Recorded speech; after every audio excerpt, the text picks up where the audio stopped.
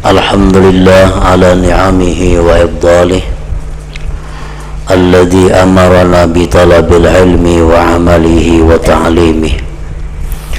Ashhadu an la ilaha illallah wahdahu la syarika lahu ar-ra'ufu bi ibadihi wa ashhadu anna sayyidana Muhammadan abduhu wa rasuluhu ar-rahimu bi ummatihi.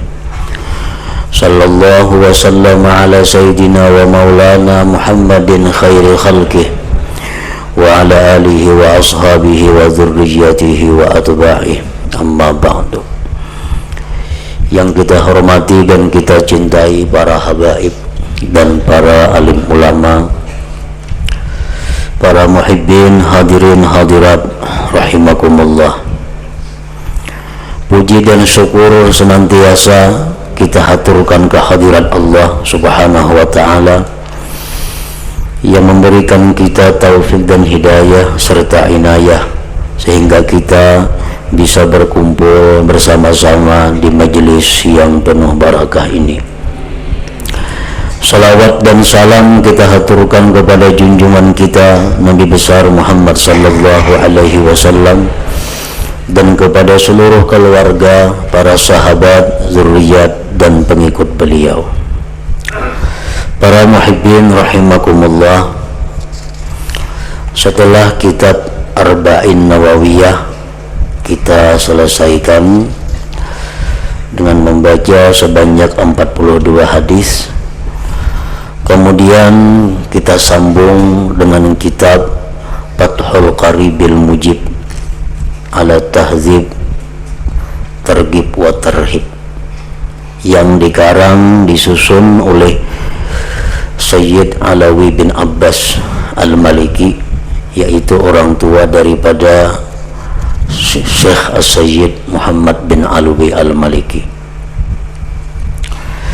Kitab Targhib wa Tarhib ini adalah berisi tentang dorongan-dorongan kepada kita untuk melakukan berbagai macam amal kebaikan, dan juga berisi perhatian dan peringatan serta kabar-kabar yang menakuti tentang orang-orang yang melakukan berbagai macam kemaksiatan dan kezaliman. Nah, kitab ini dimulai beliau dengan menggemarkan kita pada menuntut ilmu dan mengajarkannya. Bismillahirrahmanirrahim. At-targhibu fi talabil ilmi wa ta'limi wa ma jaa fi fadlil ilmi wal alimi wal muta'allimi. Ini menggemarkan pada menuntut ilmu dan mengajarkannya, serta sesuatu yang mendatang daripada hadis-hadis Rasulullah sallallahu alaihi wasallam dan asar sahabat tentang keutamaan ilmu, keutamaan orang yang berilmu dan para penuntut ilmu. Qala Allah Ta'ala, syahidallahu annahu la ilaha illahu wal malaikatu wa ulul ilmi qa'iman bil qist. Allah subhanahu wa ta'ala berfirman bahwa Allah bersaksi. Allah bersaksi bahwa tidak ada Tuhan selain Dia. Wal malaikatu, dan malaikat pula bersaksi bahwa tidak ada Tuhan selain Allah. Wa ulul ilmi, dan orang-orang yang berilmu bersaksi pula bahwa tidak ada Tuhan selain Allah. Nah, ini adalah merupakan satu keutamaan, satu kelebihan dan kemuliaan yang diberikan Allah subhanahu wa ta'ala kepada orang-orang yang menuntut ilmu, orang-orang yang diberi ilmu, yaitu adalah mampu bersaksi bahwa tidak ada Tuhan selain Allah. Dan di dalam ayat ini pula Allah menerangkan bahwasanya yang bersaksi bahwa tidak ada Tuhan selain Allah itu hanyalah satu, Allah Ta'ala, yang kedua para malaikat, yang ketiga orang-orang yang berilmu. Nah, jadi orang-orang berilmu adalah yang ketiga yang menyaksikan bahwa tidak ada Tuhan hanya atau selain Allah Subhanahu wa Ta'ala. Wa qala ta'ala, dan firman Allah Ta'ala, yarfa'illahu alladhina amanu minkum walladhina utul ilma darajat. Allah Subhanahu wa Ta'ala mengangkat derajat orang-orang yang beriman. Orang yang beriman ini ditinggikan Allah derajatnya daripada orang-orang yang tidak beriman. Walladzina utul ilma darajat, sedangkan orang-orang yang diberi ilmu diangkat lagi derajatnya melebihi dari orang yang hanya sekedar beriman, darajatin, beberapa derajat yang banyak. Jadi kedudukan orang yang berilmu itu lebih tinggi daripada kedudukan orang yang hanya sekedar beriman kepada Allah Subhanahu wa Ta'ala. Wa qala ta'ala, dan firman Allah Ta'ala, qul hal yastawil ladzina ya'lamuna wal ladzina la ya'lamun. Katakan wahai Rasul, adakah sama orang-orang yang berilmu dan orang yang tidak berilmu? Jawabannya jelas sudah, la yastawi, tidak sama. Orang yang berilmu tidak sama dengan orang yang tidak berilmu. Orang yang alim tidak sama dengan orang yang tidak alim. Ibadahnya, ma'rifatnya, akhlaknya, pergaulannya, semuaan orang yang berilmu itu kada sama dengan orang-orang yang tidak berilmu. Wa qala ta'ala, dan firman Allah Ta'ala, wa qur rabbi zidni ilma. Katakan wahai Rasul, Rabbi zidni ilma, ya Allah tambahkanlah aku ilmu. Nah, Rasulullah pun disuruh Allah untuk berdoa agar ditambah ilmu itu, karena ilmu itu sangat luas dan hanya yang bisa meliputi ilmu itu hanyalah Allah Subhanahu wa Ta'ala. Nah, oleh karena itu kita selalu dituntut untuk menambah ilmu, dituntut untuk memperdalam ilmu, dan tidak ada batasan umur untuk menuntut ilmu itu. Rasulullah SAW menyatakan yang artinya bahwa menuntut ilmu itu mulai dari asuhan buayan sampai ke dalam kubur, artinya mulai lahir sampai mati. Kada ada batas umur, bila sampai 30 ampih mengaji kada ada. Bila umur 40 tahun tamat menuntut ilmu kada ada. Mulai lahir sampai kita mati itu adalah masa di mana kita disuruh selalu untuk menambah ilmu pengetahuan. Wa qala ta'ala, dan firman Allah Ta'ala, wal takum minkum ummatu yad'una ilal khair wa ya'muruna bil ma'ruf. Hendaklah ada daripada kalian itu satu golongan yang mengajak kepada kebaikan dan menyuruh dengan kebaikan. Mengajak kepada kebaikan, menyuruh kepada kebaikan, tentu orang yang mempunyai ilmu pengetahuan. Nah, para muhibbin rahimakumullah, itu beberapa ayat daripada ayat-ayat Al-Quran yang menerangkan keutamaan dan kelebihan orang-orang yang berilmu, orang-orang yang menuntut ilmu, orang-orang yang mengajarkan ilmu itu. Wa an Abi Hurairah radhiyallahu anhu qala qala Rasulullah sallallahu alaihi wasallam, man yuridillahu bihi khairan yufaqqihhu fid-din, rawahul Bukhari wa Muslim. Rasulullah bersabda, barang siapa yang mana Allah menghendaki dengan orang itu baik, Allah pahamkan dia pada agama.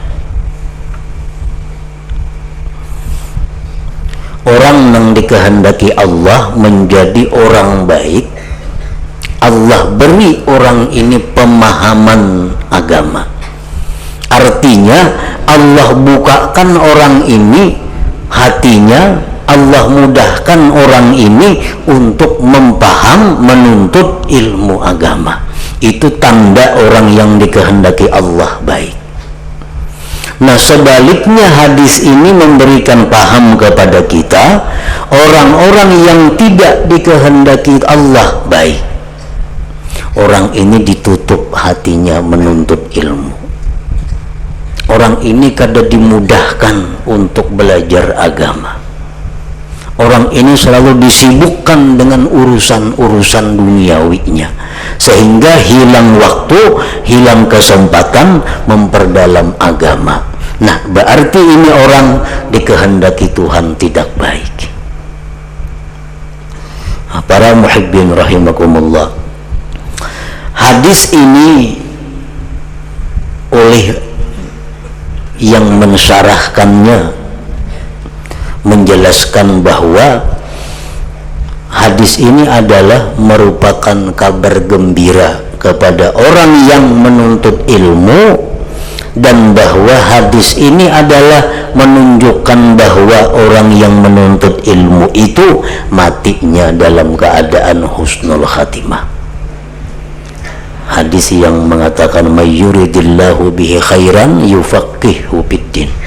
Bila mana hati kita ini terbuka menuntut ilmu agama, dan kita dimudahkan Allah untuk memperdalam ilmu agama, selalu mendapat kemudahan-kemudahan belajar ilmu agama, ini satu isyarat bahwa mati kita husnul khatimah. Satu tanda bahwa ini jalan kita adalah untuk mati dalam keadaan baik. Mayyuridillah bi khairan yufaqihu fiddin.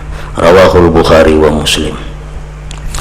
Wa an Zirr ibn Hubaysh qala sami'tu Safwan ibn Assa radhiyallahu anhu qala sami'tu Rasulullah sallallahu alaihi wasallam yaqul ma min kharijin kharaja min baitihi fi talabil ilm illa wada'at lahul malaikatu ajnihataha ridan bima yasna'. Rawahu Tirmidzi. Rasulullah sallallahu alaihi wasallam bersabda, tidak ada daripada orang yang keluar rumahnya pada menuntut ilmu.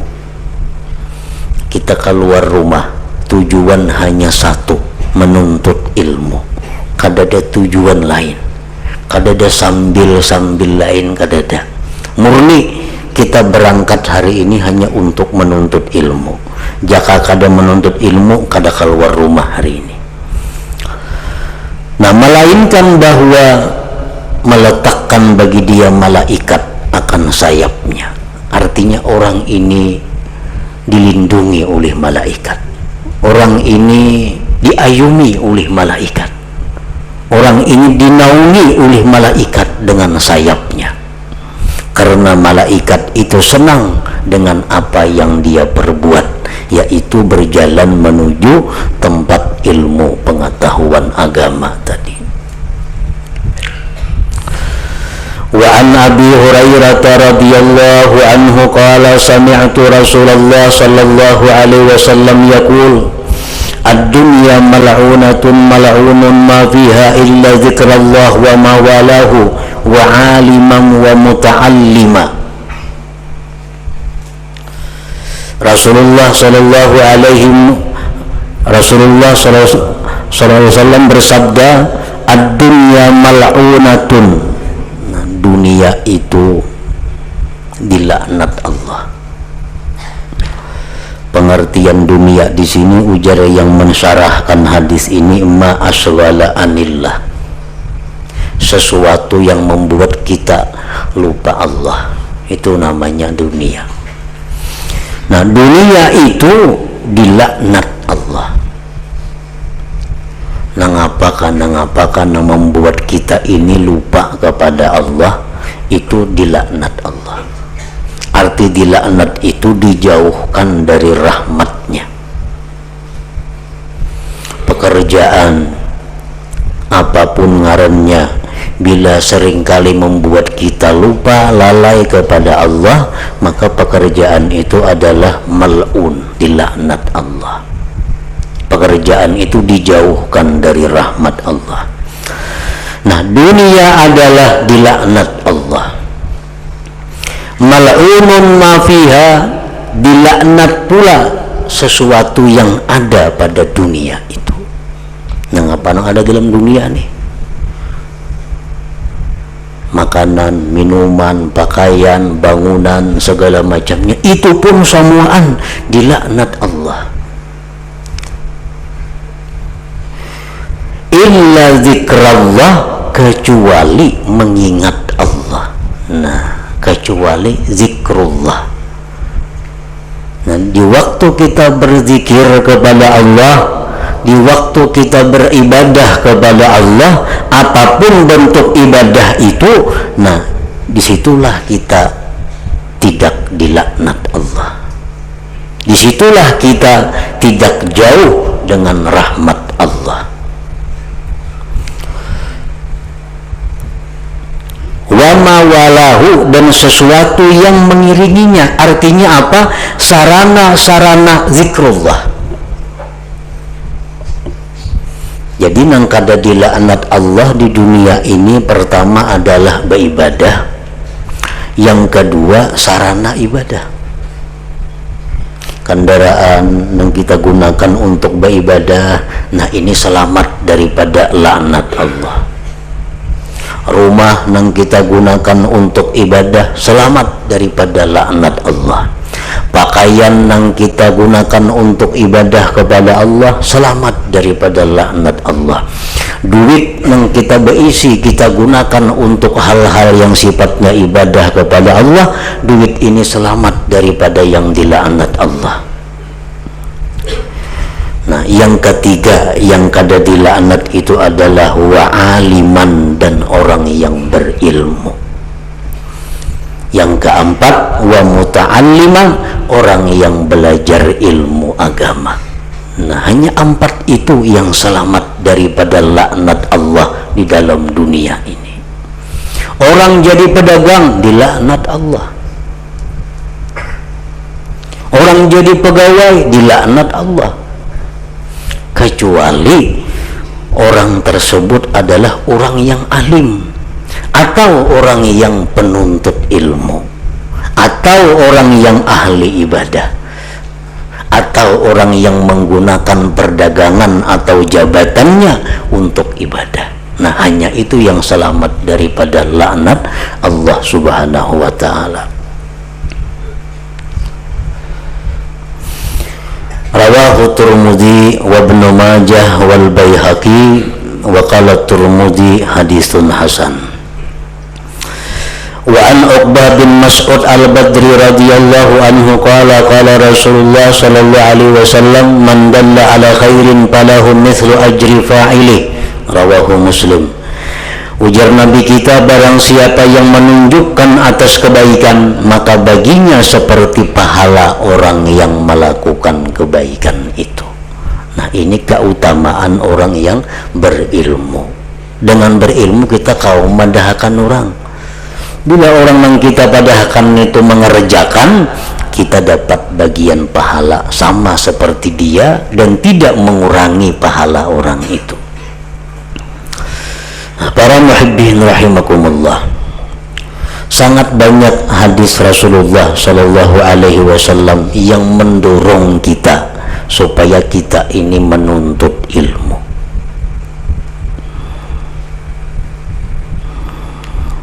Di dalam hadis lain Rasulullah sallallahu alaihi wasallam bersabda, man kharaja fi talabil ilm fahuwa fi sabilillah hatta yarji'a. Rawahu Tirmidzi. Barang siapa keluar rumah menuntut ilmu, maka dia itu fisabilillah sampai dia kembali ke rumahnya. Jadi kita keluar rumah menuntut ilmu sampai kena balik ke rumah, kita di jalan Allah. Andai kata kita mati di situ, baik waktu berangkatnya atau di majelis ilmunya atau waktu buliknya kita mati, berarti mati fisabilillah. Di dalam asar sahabat disebutkan, man ra'a anna al-ghuduwa ila talabil ilm laisa bijihad faqad nakasa fi aqlih. Orang yang mengatakan bahwa menuntut ilmu agama itu bukan jihad, itu kurang akal orangnya. Orang kurang akal. Jadi menuntut ilmu agama ini pulang perginya itu termasuk jihad fisabilillah.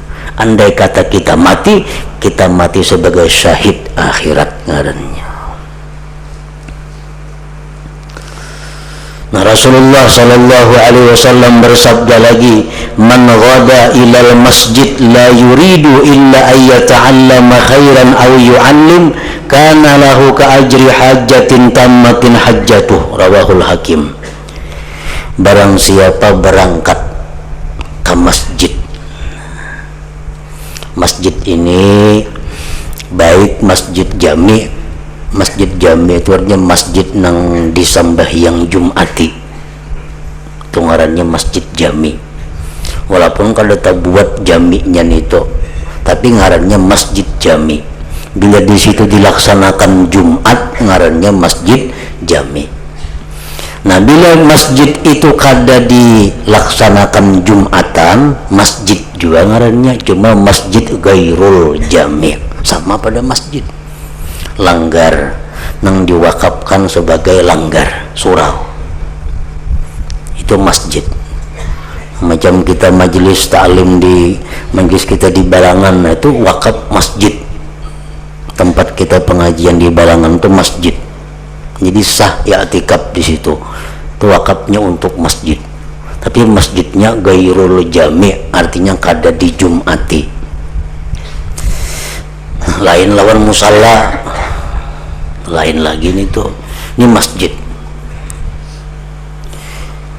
Barang siapa yang berangkat ke masjid, dia tidak ada tujuan melainkan hanya belajar atau mengajar. Jadi di masjid duduknya, kada di luar masjid. Ini berangkat ke masjid, duduk di masjid itu belajar ilmu atau mengajar ilmu, adalah bagi dia mendapat pahala seperti pahala orang yang naik haji sempurna hajinya. Seperti orang naik haji pahalanya nang makbul hajinya, lain nang mardud. Mau kita naik haji belum tentu haji kita mabrur, karena duitnya macam-macam, keadaan ibadahnya macam-macam, syarat rukunnya yang dipenuhi. Kalau kita naik haji belum tentu mabrur. Tapi kalau kita menuntut ilmu yang tempatnya di masjid dan kita duduk di dalam masjid itu, kita pulang membawa pahala haji yang sempurna. Nah, ini kelebihan orang yang duduk di masjid. Jadi kalau menuntut ilmu itu usahakan masuk masjid, duduk di masjid, lain pahalanya. Jangan di pinggir jalan, apalagi di atas jembatan duduk. Nah, ini di masjid ini pahalanya khusus. Bulik membawa pahala naik haji, kadang berapa juta naik haji, berapa tahun giringnya sampai naik haji. Ini tiap hari kita kawan naik haji, tiap hari kita bisa dapat pahala haji, asalkan kita menuntut ilmu di dalam masjid dan kada ada tujuan lain selain itu. Jangan bersinggah-singgah pulang buliknya itu, berangkat masuk masjid, bulik ke rumah, habis. Bila bersinggah-singgah tuh bisa ubah kaina. Bisa ubah bersinggah-singgah nih tuh. Kayak orang bawa barakat juga bersinggah-singgah bisa basi sampai ke rumah kaina. Jadi berangkat kada ada tujuan lain, duduk masjid, bulik ke rumah. Namun kah itu ada harapannya, bersinggah-singgah itu belum tentu lagi sesuai dengan apa yang dikehendaki oleh sabda Rasulullah sallallahu alaihi wasallam ini. Rasulullah sallallahu alaihi wasallam bersabda lagi, "Man tafaqqaha fi dinillah azza wa jalla kafahu Allah ma ahammahu wa razaqahu min haitsu la yahtasib." Rawahul Imam Abu Hanifah bi musnadihi. Ujar Rasulullah sallallahu alaihi wasallam, siapa yang memperdalam agama Allah, belajar ilmu agama, memperdalam, Allah cukupkan bagi dia apa-apa yang dia perlukan dari kehidupannya. Satu. Yang kedua, Allah berikan dia rezeki dari jalan yang tidak terduga-duga. Nah, ini disampaikan oleh Rasulullah sallallahu alaihi wasallam bahwa bila kita memperdalam ilmu Allah sehingga kita meninggalkan pekerjaan duniawi kita sibuk dengan urusan pelajaran kita sibuk dengan menuntut ilmu, Allah akan menjamin bahwa itu kada akan mengurangi harta, itu kada akan maulah kita habis duit, kada akan maulah kita sengsara, tetapi sebaliknya Allah cukupi apa yang kita perlukan dan Allah berikan rezeki dari jalan yang tidak dikira-kira. Nah, itu hadis Rasulullah sallallahu alaihi wasallam. Nah, para muhibbin rahimakumullah, Allah subhanahu wa ta'ala menciptakan rezeki, dan Allah pula yang menciptakan sebab datangnya rezeki itu kepada kita. Itu sudah kita yakin. Apa sebab-sebab yang diulah Allah? Apa sebab-sebab yang dijadikan Allah untuk rezeki itu bisa datang kepada kita? Berdagang itu sudah nyata, bertani, beternak sudah nyata, jadi buruh itu sudah nyata. Tapi banyak selain itu sebab-sebab yang merupakan jalan datangnya rezeki kepada kita. Para ulama al-arifun mengatakan banyak sebab yang mendatangkan rezeki kepada kita, yang mana sebab-sebab ini diciptakan oleh Allah. Sebagaimana perdagangan itu Allah ciptakan untuk sebab datang rezeki kepada kita. Pertanian sebab yang diciptakan Allah datang rezeki kepada kita. Tapi banyak sebab-sebab lain yang perlu kita ketahui untuk mendatangkan rezeki kepada kita. Mereka berkata, para arifun tadi, pertama, iqamatus shalah bil khusyuk, mendirikan sembahyang dengan khusyuk. Nah, ini salah satu di antara sebab yang Allah jadikan sumber rezeki kita, sembahyang dengan khusyuk. Yang kedua, qiraatu suratil waqiah laila, membaca surat waqiah di malam hari. Orang yang membaca surat waqiah itu orang yang akan diberikan Allah rezeki, karena surat waqiah itu adalah sesuatu yang dijadikan Allah sebab menarik rezeki. Yang ketiga, qiraatu surat yasin wal muluk bis subuh, membaca surat yasin tabarak imbah sembahyang subuh. Nah, ini sumber rezeki. Yang keempat, hudurul masjid qablal azan, masuk masjid sembahyang berjamaah sebelum orang azan, belum orang bang sudah bertungguinya. Yang kelima, dawamut taharah, mengekali wudu. Batal berwudu, belanya batal nak sembahyang kehendak kada belanya batal berwudu. Nah, ini termasuk sebab yang diciptakan Allah untuk datangnya rezeki kepada kita. Yang keenam, ada sunnatil fajri wal witir fil bait, sembahyang sunat subuh, sembahyang witir di rumah. Artinya sembahyang sunat dulu, subuh tuh di rumah, tontong hanyar ke masjid. Nah, khusus untuk subuh. Dan sembahyang witir juga di rumah. itu sebab sumber rezeki juga. Yang ketujuh, imaratu ma baina subhi ila tulu'i syams fil masjid. Yang ketujuh, menghidupkan waktu antara subuh dan terbit matahari dengan ibadah. Sembahyang subuh, baca Quran kah, berzikir kah, pengajian ilmu kah, apakah, pokoknya jenisnya ibadah sampai terbit matahari. Nah, ini pun juga Allah jadikan sebagai sumber rezeki. Yang kedelapan, wa iktsaru qawli ya kafi ya mughni ya fattah ya razzaq, memperbanyak amalan ya kafi ya mughni ya fattah ya razzaq. Dan masih banyak lagi yang lain-lainnya. Nah, jadi apa kita perlu mengetahui ini? Barangkali kita berdagang sudah tatap rajaki nang kakak itu juga, pindah dagangan ini tambah uyuh, berbanyak hutang, alih lagi usaha makin banyak lagi hutang. Nah, barangkali ada di antara 8 hal ini atau bisa ke-8-nya yang merupakan sumber rezekinya. Coba pang selama ini khusyuk kah sembahyang? Oh kada, usahakan supaya khusyuk begamat. Biasakan baca surah Waqiah tiap malam, balang kambingan, rutinakan tiap malam. Surah Yasin Tabarak imba subuh, belum bisa baca imba subuh. Nah, jadi barangkali di sini ada hambatan-hambatan rezeki. Oleh karena kadang melaksanakan sebab-sebab yang lain, dikiranya hanya perdagangan itu aja jalannya rezeki.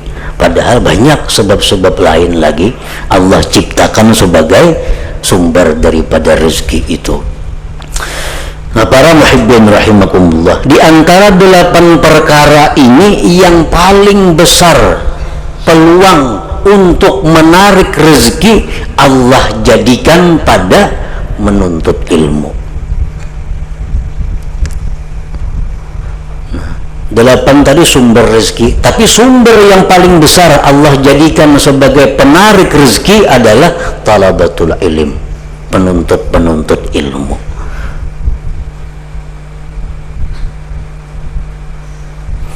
Tadi Rasulullah sudah menyatakan, innallaha takaffala li talibil ilm birizqi, Allah menjamin bagi penuntut ilmu itu dengan rezekinya.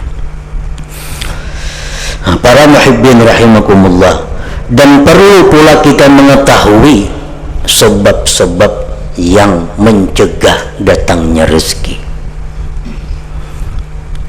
Diamalkan yang tadi sudah, bahkan ke-8-nya diamalkan. Nuntut ilmu rajin, tetap rajaki kadada perubahan. Kada kawa kaya orang bisa pindah motor, kada kawa nukar. Orang bolah rumah, kada kawa bolah rumah. Kan kada kaya orang ngarannya, kada kaya orang banyak. Padahal berusaha sama cangkalnya lawan orang. Subuh turun jam 6 maghrib hanya datang sama cangkalnya. Cuma rezeki kada kaya orang. Nah, diamalkan yang tadi macam-macam 8 hal tadi, menuntut ilmu sudah, tatap aja juga. Barangkali ada pencegah rezeki yang diperbuatnya. Barangkali ada hal-hal yang mani'ah lirizik, yang mencegah rezeki. Apa yang mencegah rezeki itu? Pertama, al-aklu wasyurbu junuba, makan minum dalam keadaan junub. Barangkali selama ini makan minum kada basuci berdahulu, padahal minimal baudu barang hanyar makan minum. Barangkali bisa itu penyebabnya, maka rezeki ini kada kaya orang. Inya orang itu ada yang diberikan Tuhan rezeki murah. Rezeki murah artinya kada perlu banyak berusaha, kada perlu banyak beramalan, memang dari takdirnya sudah rezekinya murah. Inya guring yang dapat gugur duit, kada kawa diturutin itu. Nah, ada orang yang diberi Tuhan rezeki melalui amalia, melalui usaha-usaha. Nah, barangkali kita masuk golongan itu. Nah, pencegah rezeki itu makan minum dalam keadaan junub. Nah, coba itu diganti. Yang kedua, naumus subha, guring imbas sembahyang subuh. Guring imbas sembahyang subuh. Ini termasuk yang mencegah rezeki. Yang ketiga, at-tahawun bis-shalah, meremehkan sembahyang. Yang keempat, itfa'us suruj bin nafas, memajahi lampu betiup. Kada tahu apa rahasianya, apa hubungannya, cuma orang-orang arif mengatakan seperti itu. Jadi memajahi lampu lilin banyak, jangan ditiup, jangan dipukuli kan kipas kalawan napakah, supaya pajah jangan ditiup, karena itu menghambat sumber rezeki. Yang kelima, tarkud doa lil walidain, kada mendoakan kuitan. Mungkin bisa penyebabnya kada mendoakan ibu bapa. Mestinya ibu bapa itu didoakan tiap sembahyang. Allahumma ghafirli wali walidayya, ampuni ya Allah dosaku dan dosa orang tuaku, mestinya macam itu. Yang keenam, tarkunas jil ankabut fil bait, meninggalkan kararaban di rumah, kada menyapui. Nah, rumah ni bakararaban, basarang kabibitak. Nah, itu salah satu penyebab terhambatnya rezeki. Yang ketujuh, al-masyu quddamal masyayikh, malibas berjalan di hadapan orang tua atau guru-guru.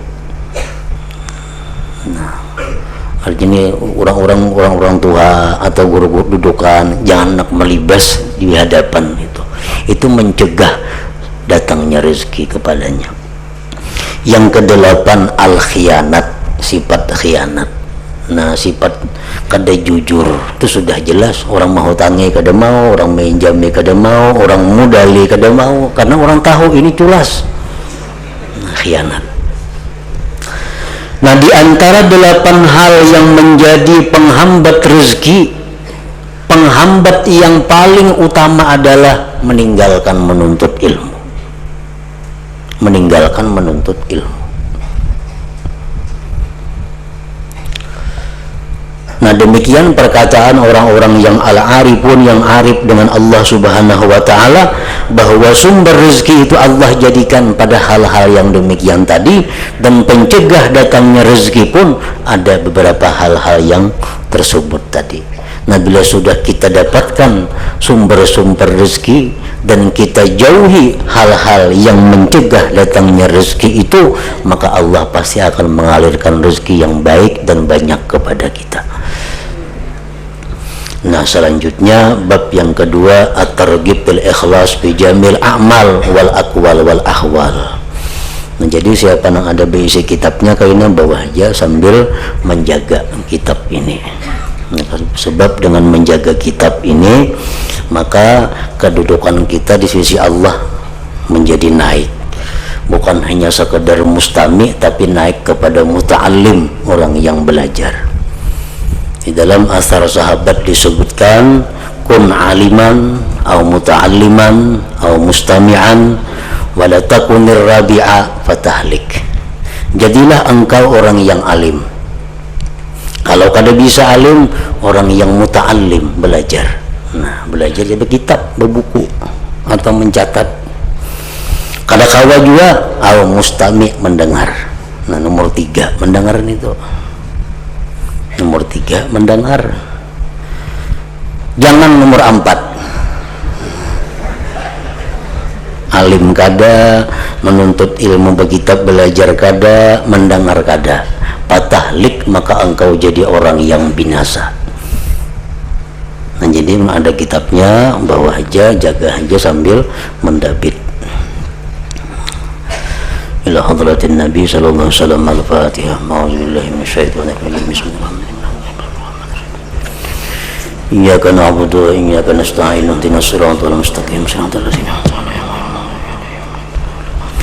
Asyhadu an la ilaha illallah wahdahu la syarika lahu wa asyhadu anna sayyidana Muhammadan abduhu wa rasuluhu. La ilaha illallah nastaghfirullah. La ilaha illallah illallah, nastaghfirullah, la ilaha illallah, nastaghfirullah, la ilaha illallah, wa natubu ilallah, la ilaha illallah, Muhammadur Rasulullah sallallahu alaihi wasallam. Ya ayyuhar rajulun min